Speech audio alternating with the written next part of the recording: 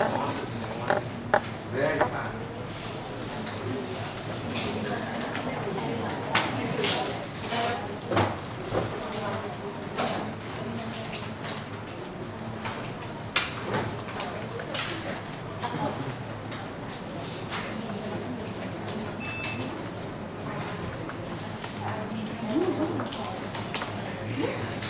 Okay, see, you can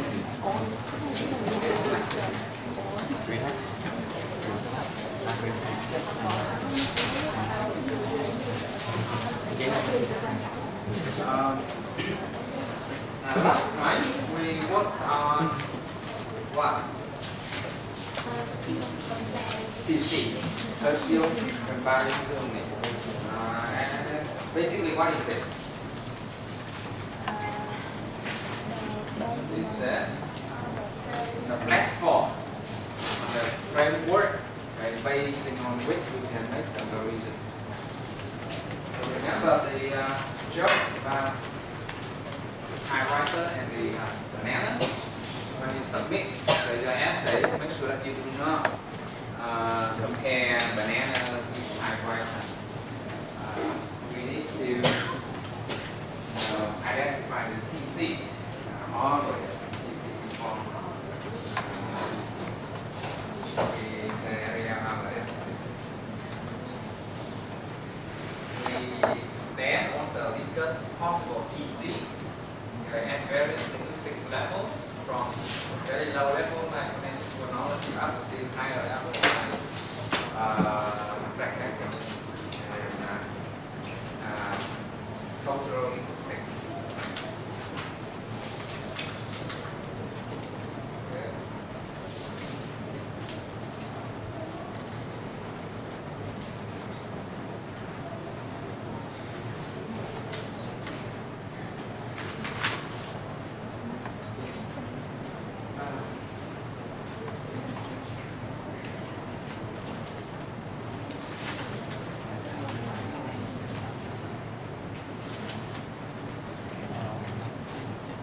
We go on to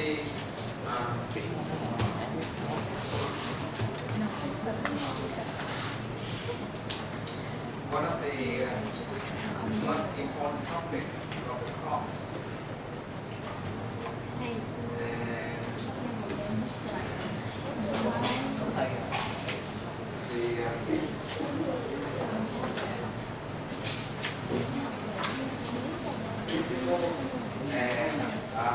Methodology on linguistic linguistics. These are basically the steps you need to follow when you write your essay.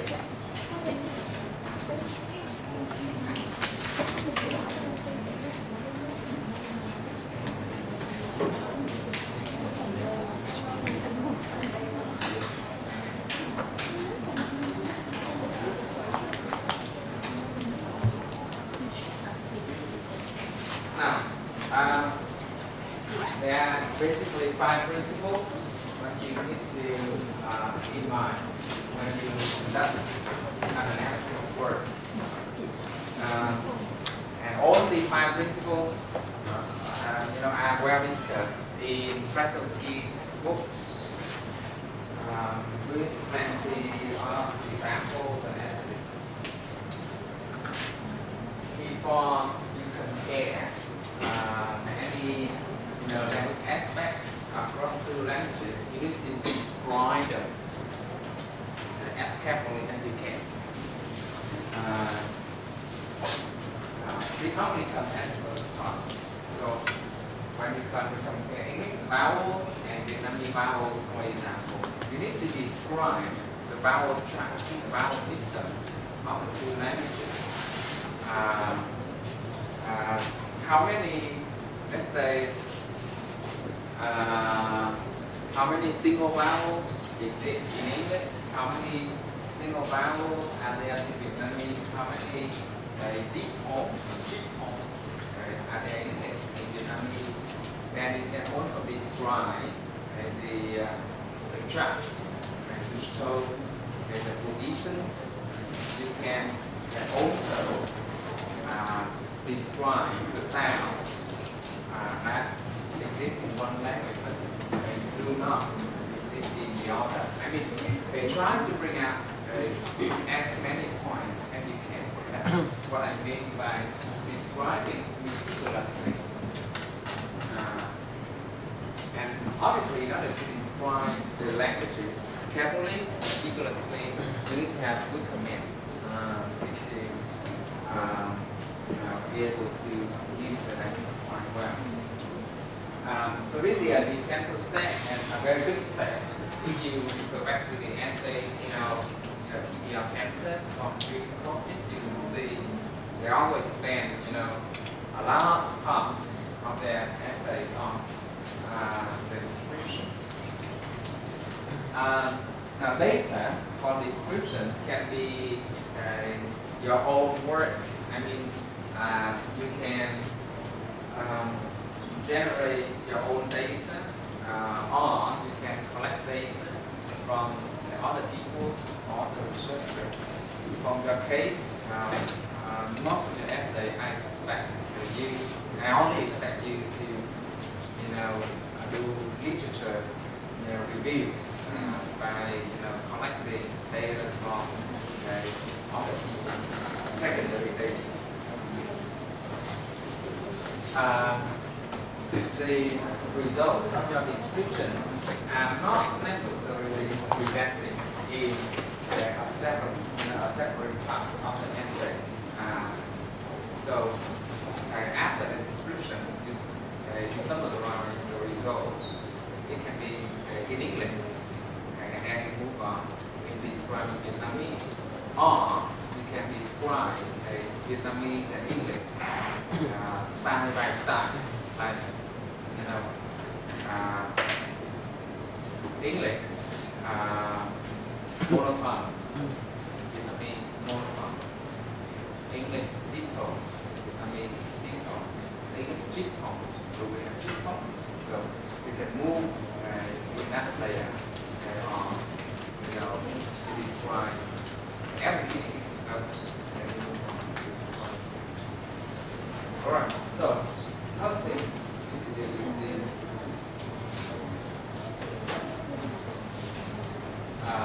describe. And I have said, in order to describe, well and to have, reliable interpretation, you need to have fair command of the languages that you work on. So if you want to work on an analysis of, let's say, Japanese and Vietnamese, you need to show that you can speak Japanese. You can use Japanese. If you can only know how to say hello in Japanese, it's obvious from your proposal that you merely copy from the Korean. Also, this is always a problem with your essay. You tend to, make mistakes in describing Vietnamese rather than English. So, be careful with your Vietnamese, interpretation when you work on Vietnamese grammar or when you describe the Vietnamese system. Make sure that you refer to sources. I mean books by Professor Kim, Professor Hao, and read them, citations in order to lend authority to the description.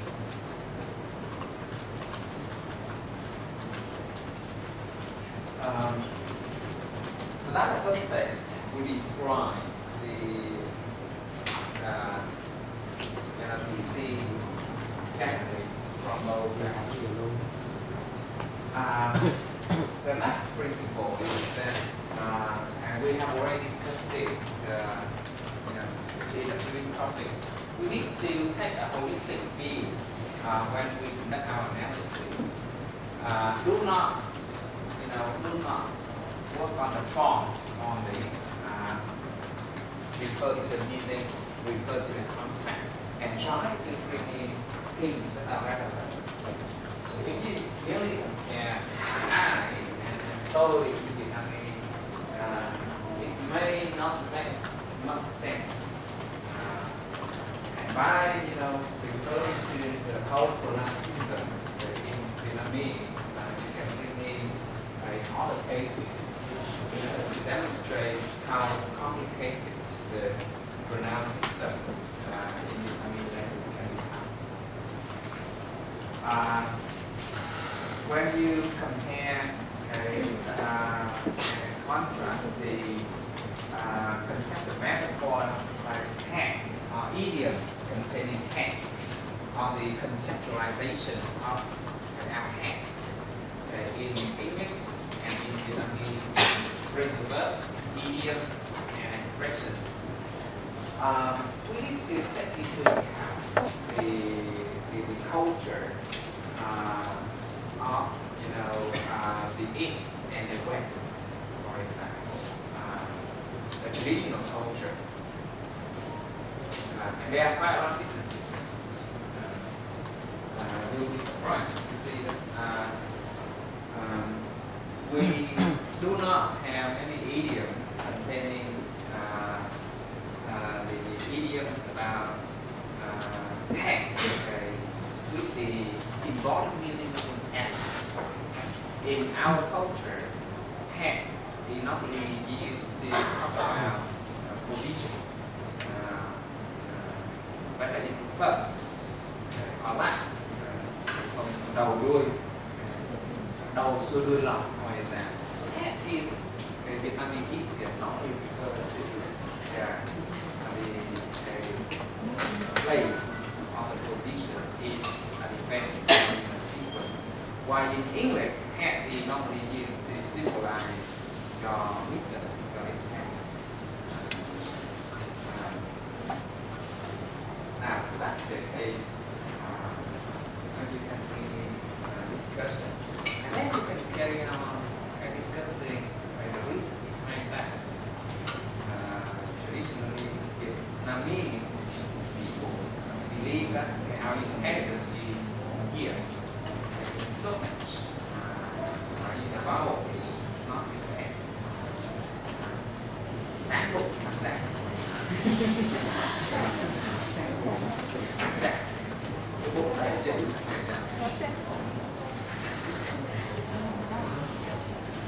Bụng đầy tiếng Anh. Cái gì nó nói lên như thế. Yeah. We can think of knowledge and wisdom and something inside the soul. And it's sad to see lots of people with wisdom nowadays.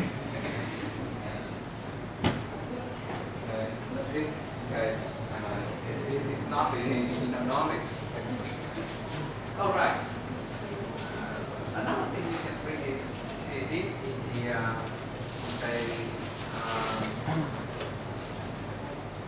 the concepts of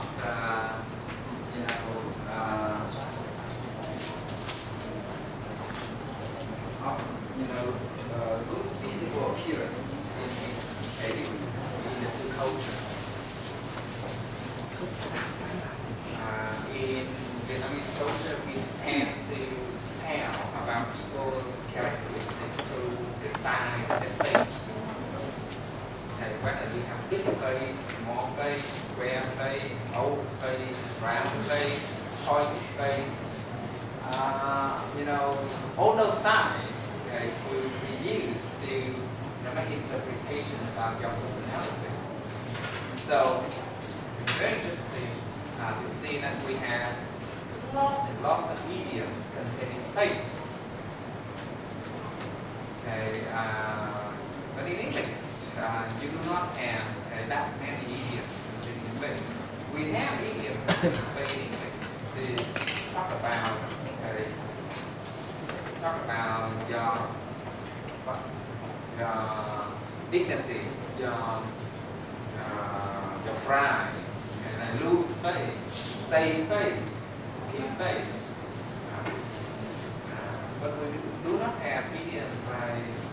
đầu trâu mặt ngựa, có Việt Nam rồi. Mặt sứa gan lim, mặt lẫn đá mài. We do not equivalent India because of the different way, different cultures, conceptualize.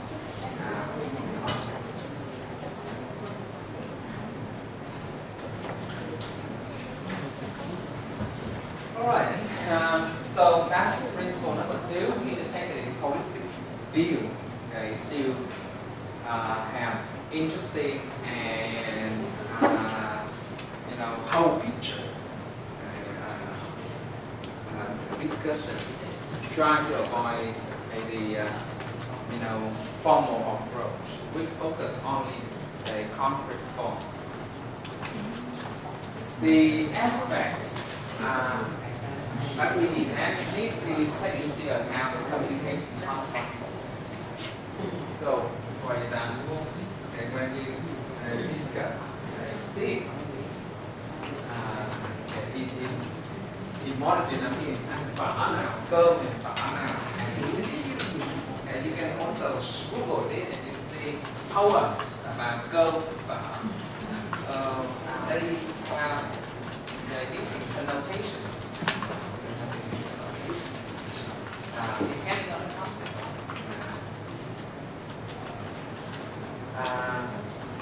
But now we use quite extensively in different contexts when you do not know about the age of the people you are talking to. You use it in the same way to refer to other people.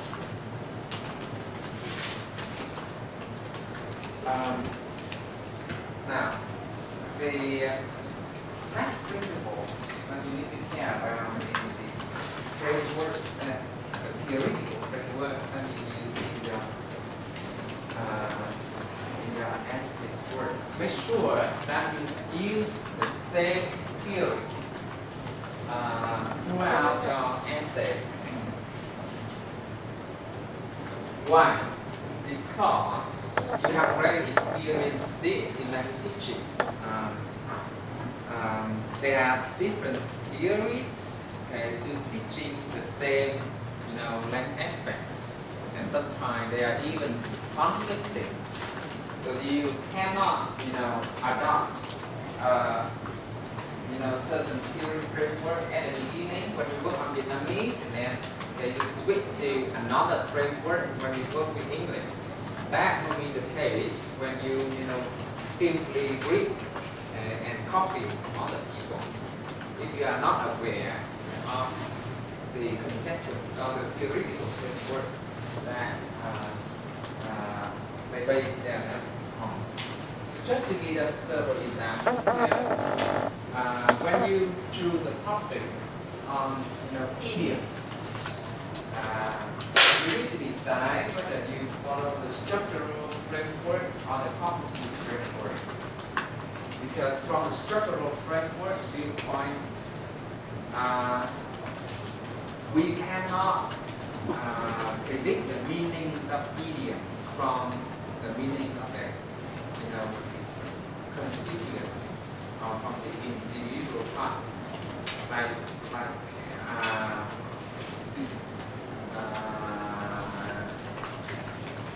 Don't let grass grow under your feet. You cannot guess the meaning of the idiom from grass and from your feet.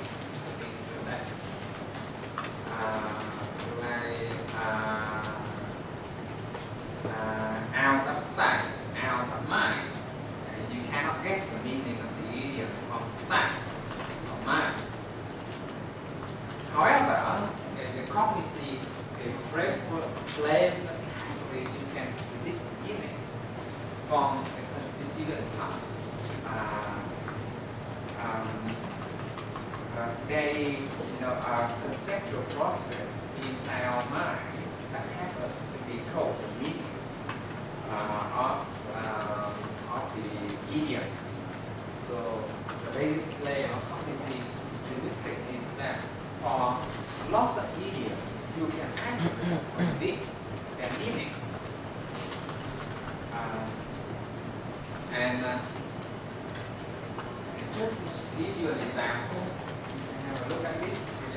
translation that I gave just suppose the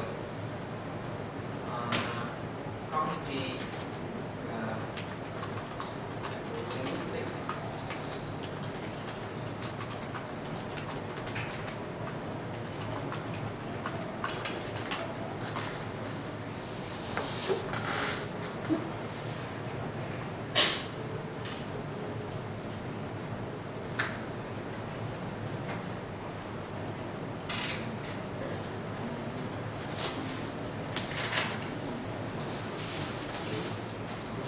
Alright, so now if you look at these examples and you see when you take them individually, they seem to be unconnected, and you cannot really meaning that it's very cooled down. These past few days, we talk about a crisis.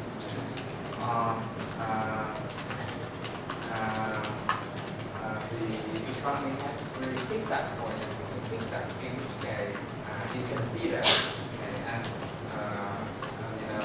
a composite expression that you cannot get anything from it, and to improve, to be better.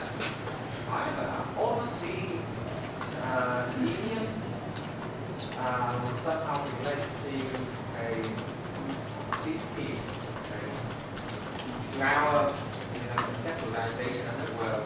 In the physical world, we operate in up as something which is more, bigger, better, and down as something weaker, slower, and we unconsciously transfer that thinking into the language use. You see another example. See that? You lift me up. Alright. That also has to be repeated in the physical situation. Whenever you feel happy, you tend to stand straight, stand to look up at people. When you are sad, you don't want to look at other people. It's not that. So you transfer that people feel into the language. And that has to get created.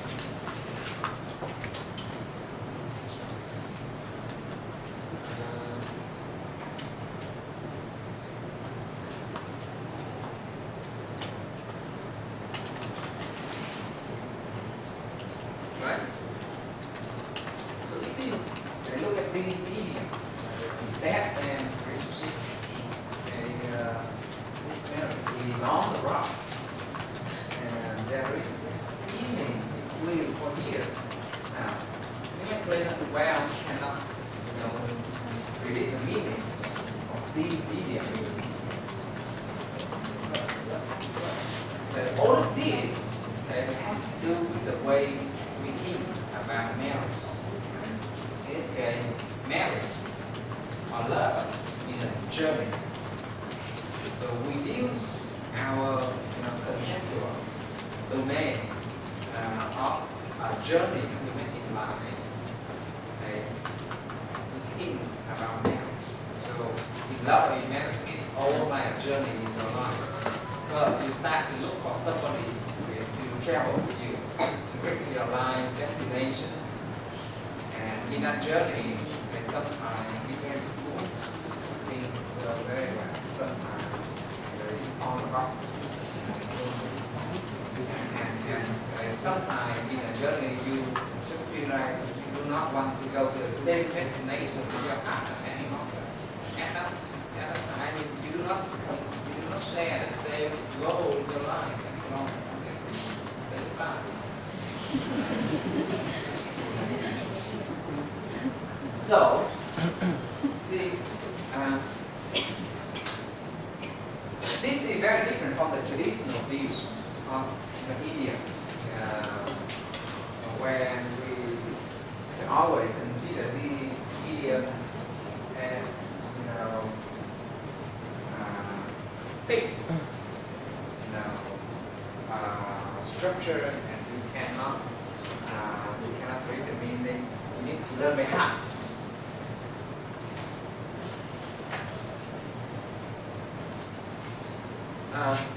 Similarly, when you compare passive voice from the structural field and the cognitive field, they also reveal the differences.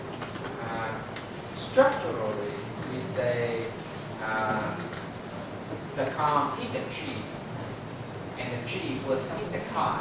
You will say, well, those two sentences are the same in meaning, right?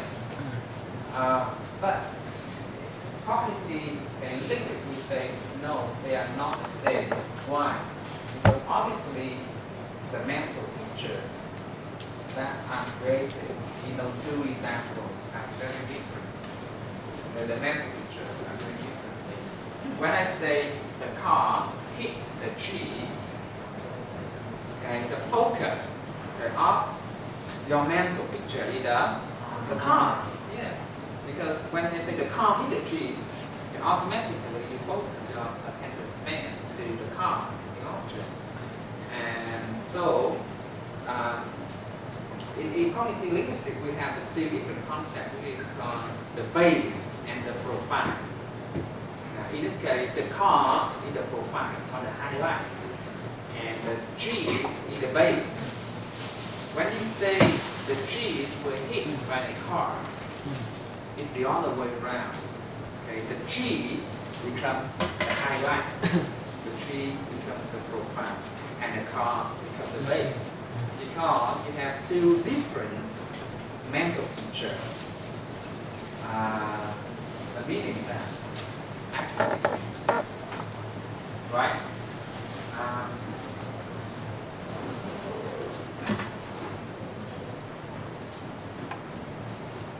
Now, another example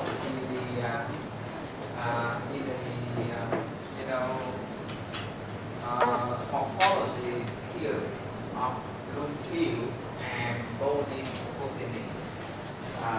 If you take Bloomfield, hey, what is Bloomfield famous for? You still remember him? Does the name ring a bell? No? Bloomfield is famous for descriptive linguistics, and in his American, French, English, or Swiss? American. Alright? So American and descriptive linguistics. Remember the example I gave you about describing native Indians, people in America? So from Bloomfield viewpoint, a morpheme is the smallest meaningful unit. And if you take this view, there are no words in Vietnamese, in Chinese, and they are all morphemes because they are all smallest. You cannot divide them into smaller units.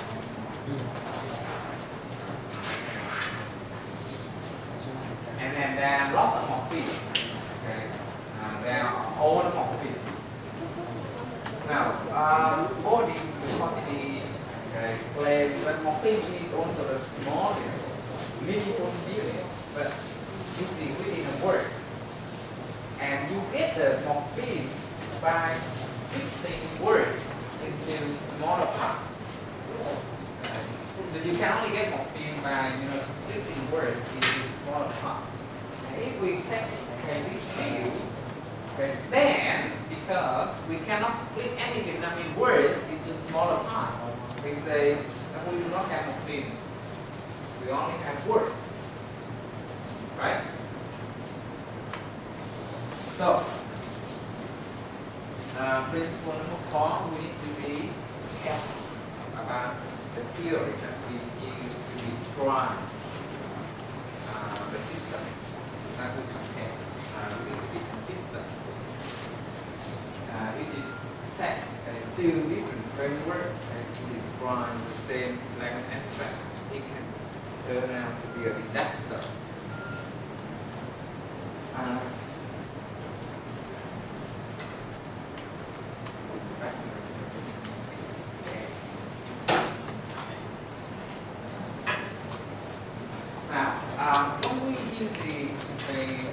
all of you also need to be aware that Eurocentric views that I mentioned from time to time.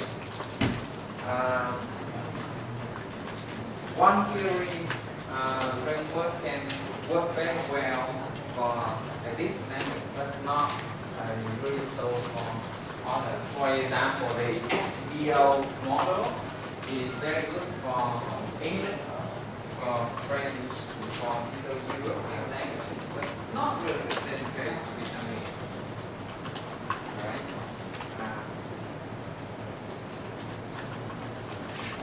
When we compare grammar of languages, it is becoming more and more popular to adopt the functional framework because it makes more sense to compare and contrast how we actually use the form of structure.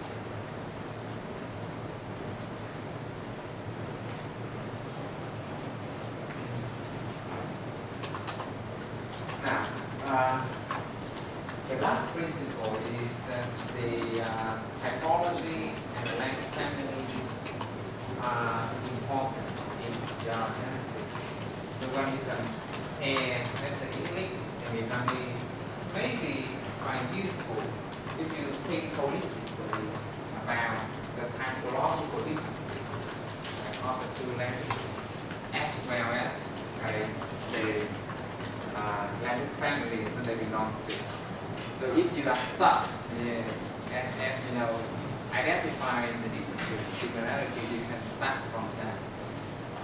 You can read again differences of the two language families and differences of the typology to bring in the descriptions. Or you can also use that as part of theory framework. Do you have any questions on feedback or move on?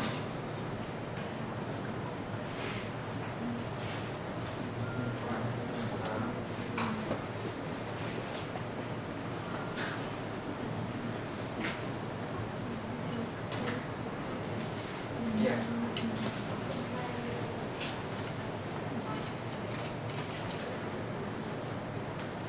I think it's not. Again, the question is saying why SVO is not popular in Vietnamese. I think with language it's not fair to ask why.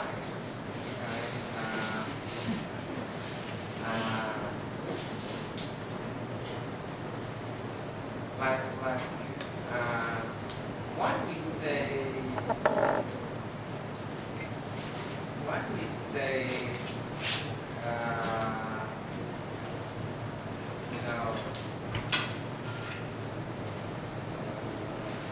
now moon.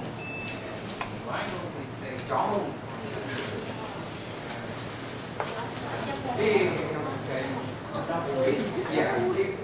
It's called the arbitrary property of language. Có đoạn. But the point that we bring about SVO of the subject and predicate structure here is that quite a lot of sentences in Vietnamese cannot be described as subject, verb, object. Mai mưa, for example. Đêm mưa, ngày nắng.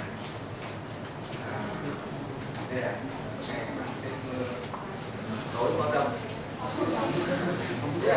Yeah, we say that very often, and you cannot say it's not grammatical because that's what native speakers say. Native speakers do not know how to make mistakes. Oh, I'm serious. When you describe languages, you need to adopt that view. Native speakers, of course, they are the non-standard form, colloquial form. But the native speaker do not know how to make mistakes. I mean, when you learn a language, all you try to do is to use the language like a native speaker. So if native speakers say in my teacher, you cannot say that they are stupid. They do not know what. You need to explain the rule behind all those things, right? And it just because the system you are doing which is not fit for describing all those types. So coming back to this point, I can only say in English, SVO is very popular. We can always identify the subject and the verb. He is a teacher, and is it can be identified as a verb, a living verb actually, a living verb. But anh ấy giỏi, you cannot identify verb. It's hard to say that giỏi is a verb. And if you call it an adjective, then it doesn't fit in the formula for sentence in which you have the verb. So we need a different system for describing languages, like Vietnamese. And Professor Yang has suggested that we adopt the PIM system in order to describe Vietnamese structures. So PIM, đó chủ đề giỏi mai mưa mai thì mưa rain. Because my actually is proper an adverb phrase. It cannot function as a noun phrase to the subject. But it will make sense to describe that in terms of read. And when you adopt a theme and read system, you also need to forget about verb and adjective. So you buy a dictionary, you can buy Professor Carson at UC, that he does not categorize words into verb or adjective. What do we call all those two? Because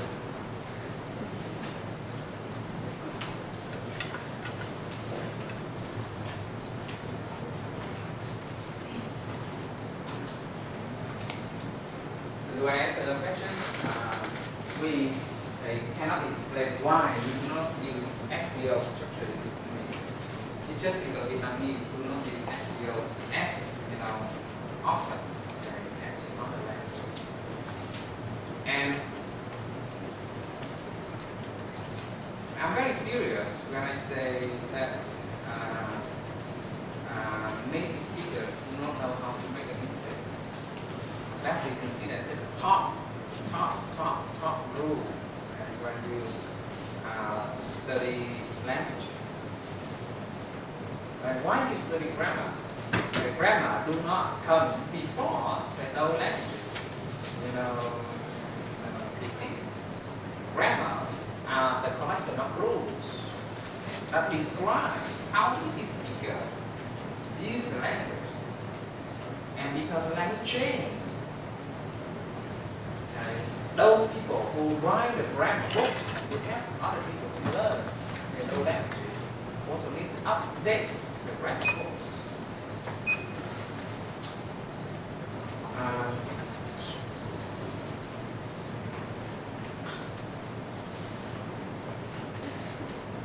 Okay, another question. No, they're very different. Because is a part of speech, and Việt ngữ is a very big part in a sentence.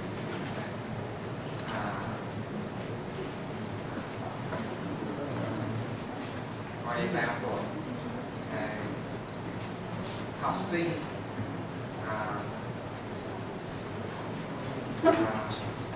tung tăng đến trường trên con đường này. Học sinh thì chủ ngữ phải subject tung tăng đến trường trên con đường này là predicate. It's good to think about your native language because you are very good at describing English grammar. Adjust your grammar at this level. Adjust your morphology. Adjust your phonetic English. You can write phonetic transcription in English, but I don't think that you can do it in Vietnamese. And I also have lots of difficulty to transcribe in Vietnamese. I do not do that. When I was in my MA class, I studied with other native speakers, and they always copy my phonetic transcriptions. It's always like that. So when you discuss Vietnamese with a Korean or Chinese learning Vietnamese, for example, you will see that Vietnamese much less than they do. So when an American professor comes to our university and talking to you, to students, he said, I can't believe your students' English is not better than mine. Because about English much more than I mean, you have the very good, linguistic competence, but your performance is much weaker. Any other?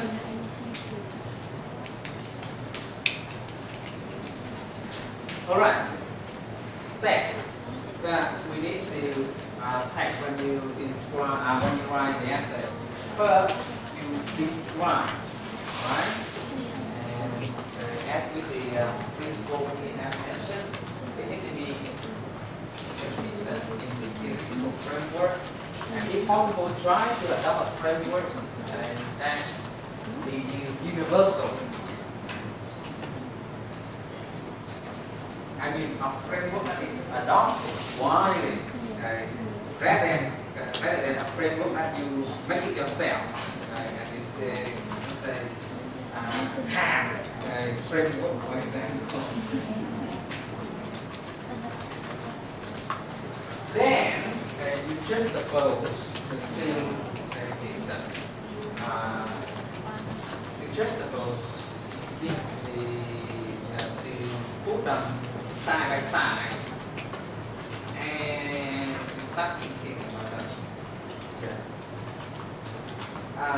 Now, you decide what can be compared with which, and it is really up to your hunch, your institution, the teaching at this time to decide what you focus on. Now, the aim at this point is to try to find out whether point X in this language is comparable to point Y in the other language. Does it make sense to compare X and Y?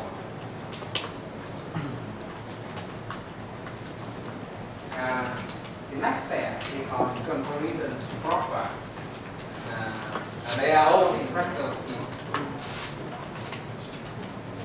There are three possibilities.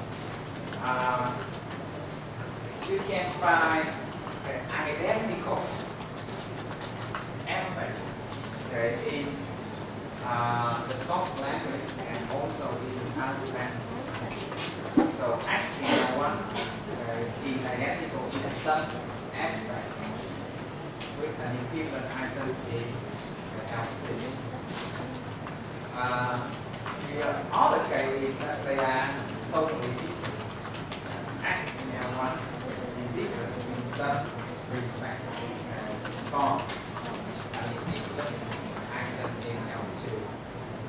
And you can also come up with this case where you cannot find an equivalent of X in L1 in L2. Talking about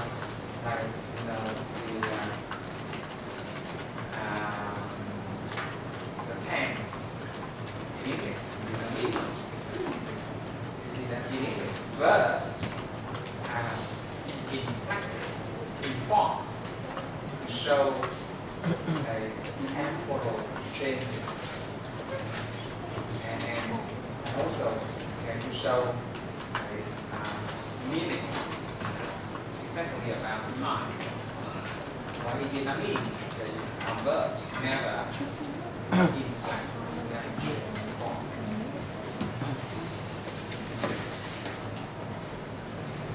Now, it's actually very rare, okay, to have this case where you can see an aspect in one language something identical with the other aspect in the two in the other language.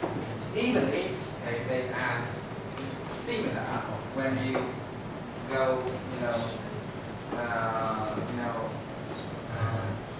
when you explore in further detail, when you have more, insights to investigation, you will see that they are different. Like gender case in French, in Russian, both languages have genders for adjective, for nouns, for the articles, but actually they are also different. How? How are they different? I told you this already.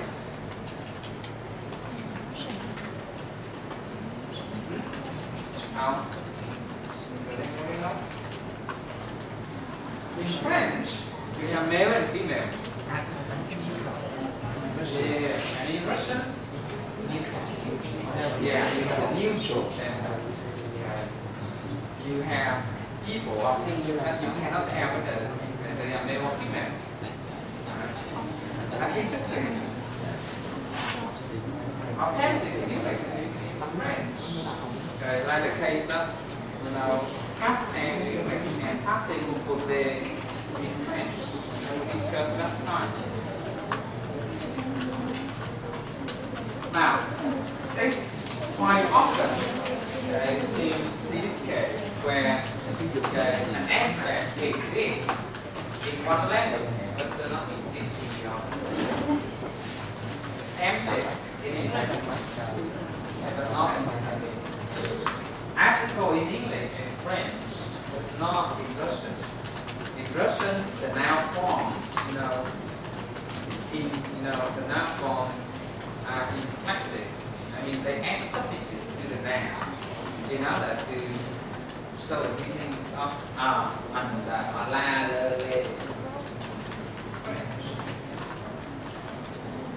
We also have sound gaps. We also have vocabulary gaps or lexical gaps across languages. We have consonant cluster, right? So for low-level learners, especially for Vietnamese learners, it's very hard for them to say the consonant cluster. Even you, sometimes even somebody say excuse me, excuse me.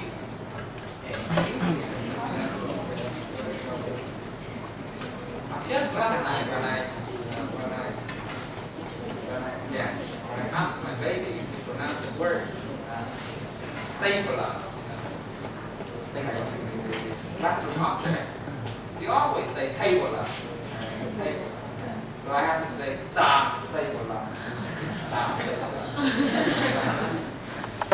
In order to make sure that you get enough consonant. So stapler. Stapler. And when she was very young, she always say, go up there, go down there, and stay. So it's hard for low level. Final sounds. Alright? You want to miss out final sounds. Sound linkage. Because you miss the final sound, you do not wait. And when you start teaching, you will see that Vietnamese learners, when they write essays, they tend to forget to add plural to the noun. They tend to forget singular adjective or singular verb. It's simply because they do not say the final sound. They speak Okay, got it right? Got it right. Communication.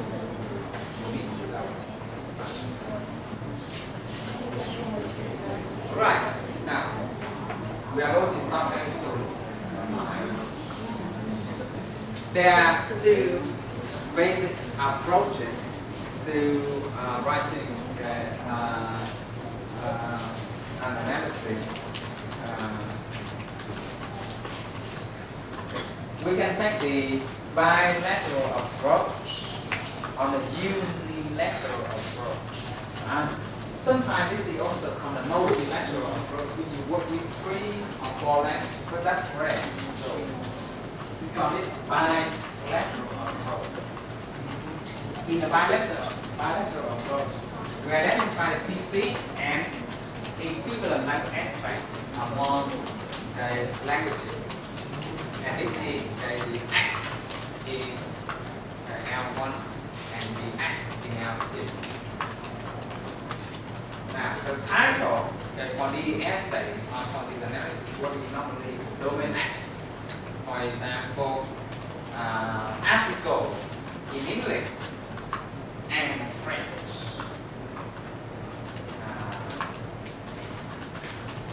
Future time in English and shopping. Cause and the result meaning in English and Poland. Right? You see that? Because when you put it like this, okay, you can see that this domain exists in both languages. Body parts, idioms in English.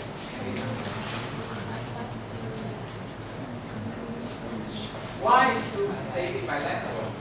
When you work with this, you can start from either language. It's not important. So when you work on body part idiom, you can start with English idiom, or you can start with Vietnamese idiom. They are considered equal. This kind of approach is popular in typological studies, in which we compare and contrast the similarities to identify the typology of the in applied linguistics, bilateral approach is used for making team-based bilingual dictionaries.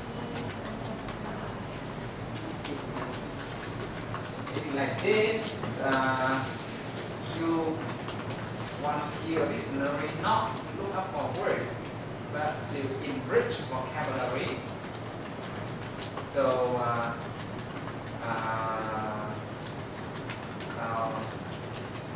vocabulary in the dictionary will be presented in themes. For example, color. For example, classroom objects. For example, food. For example, vehicle. And those are useful for some language learners. They are used to enrich. Why? Because with individual elements in this domain, they can always find a corresponding element in this domain. So that's why they take bilateral approach. The unilateral approach is used when you study a language aspect in one language that does not exist in the other. So whether you start from English or you start from Vietnamese, will actually depend on your research, on your practice, on analysis. It does not depend on the languages. Normally, they have this title for this kind of essay. Domain X in language A and its corresponding meaning, or how we say the same thing in B.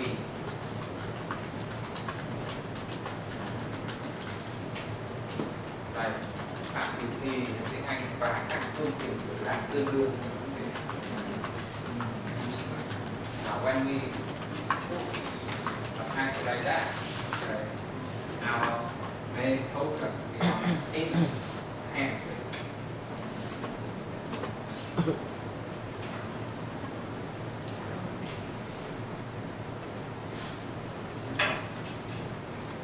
This is well in it because what we need is well, very popular.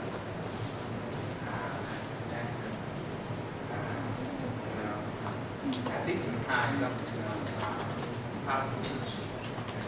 Well, it has to and also we use as where you know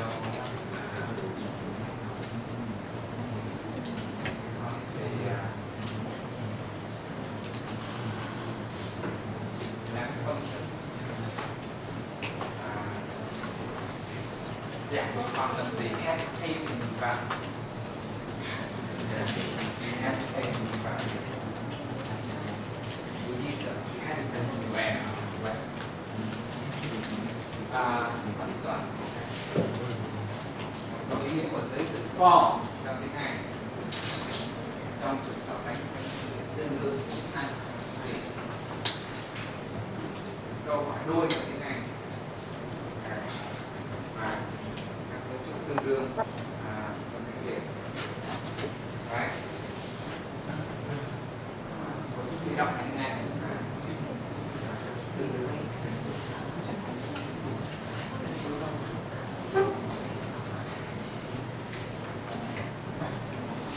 Now, in the unilateral approach, we identify the TCN after describing the language aspect in the main language or in the start language.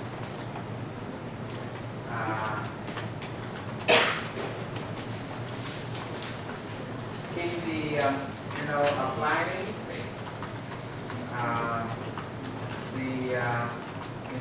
bilingual dictionary, language teaching and translation, the bilateral approach is the most common. And Friesen, we mentioned several times, from his complete analysis work in the 1980s, suggests that bilateral analysis is used for theoretical linguistics when you want to identify the typology, the family, the language. While unilateral analysis is usually used in applied linguistics, especially when we have to work with language pairs that are so different. And you cannot identify individually. But you want to understand those things so much for the practical.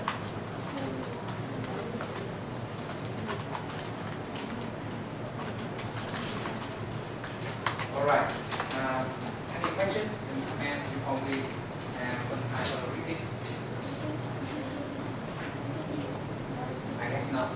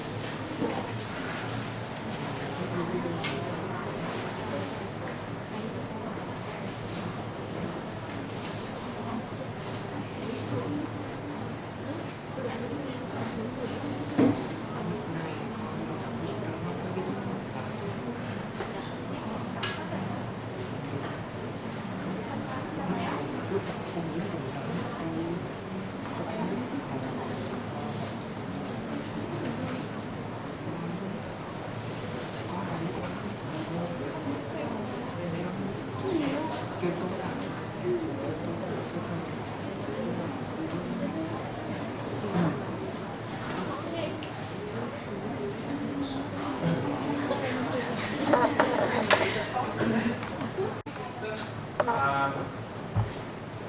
I read through this, good article on the online journal next to in which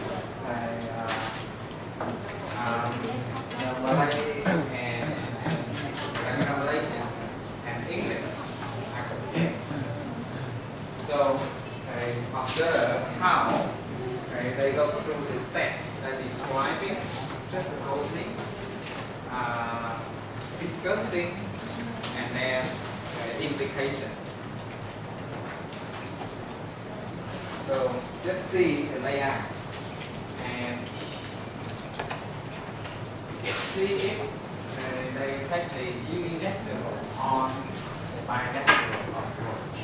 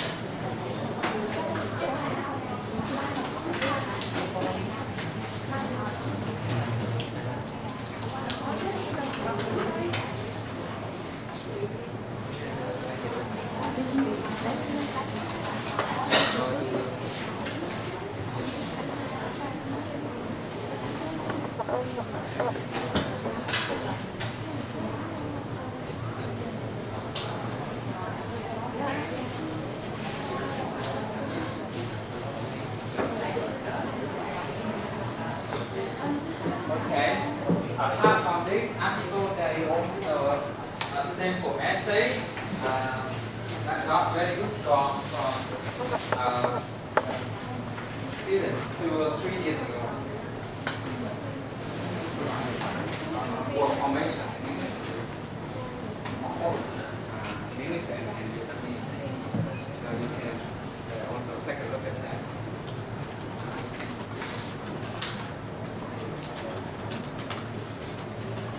I guess time to stop now. Let's move to the other class.